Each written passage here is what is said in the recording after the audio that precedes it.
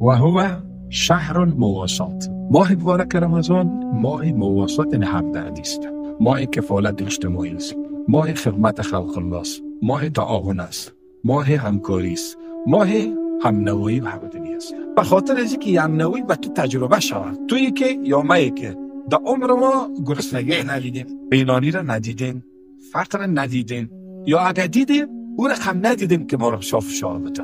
یک فقر اجباری سرت میاره، نخور ننوش، دمای سرطان روزه بگی، دمای جوزاب بگی، دمای اسد بگی، وستش نشدی، با گرس نشدی، باز بفهمی که فقیر چه حال داره جا. با تو حس درد بچ، انسانیتت و یا ترحمت عاطفیت شو بزن.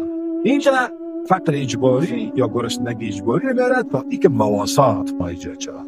چقدر خدای متعال وکیل مدافع مظلومین و محرومین و فقرا و مستضعفان و مستغنی است.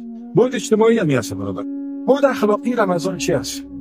کورس سالانه است که چی رو تمرین میکنه سالانه؟ صداقت، امانت داری و دوری از هر نوع رضایه. پیامبر اکرم علیه السلام در حدیث میگه که کسی که قول زور ترک نمیگه خدا را نیاز نیست به این که طعام و شراب ترک گفته.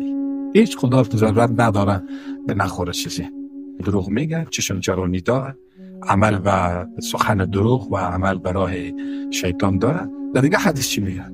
میگه بس از روزداراست که در اخیر رمضان جز گرسنگی و تشنگی چیز دیگه برش باقی نیست. حالا بود کسی که رمضان بر او بگذره و خدای متعال بر پرونده و فاعل گناهایش خط بطلان نکشه.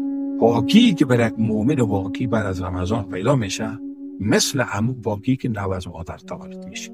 پس رمضان آمده است تا با تطبیق کورس سالانه عملی صداقت را در قلب و مغز انسان ها بکاره، امانت داری را و دوری از هر نوع رذایل اخلاقی. خدا نصیب ما بگرداند.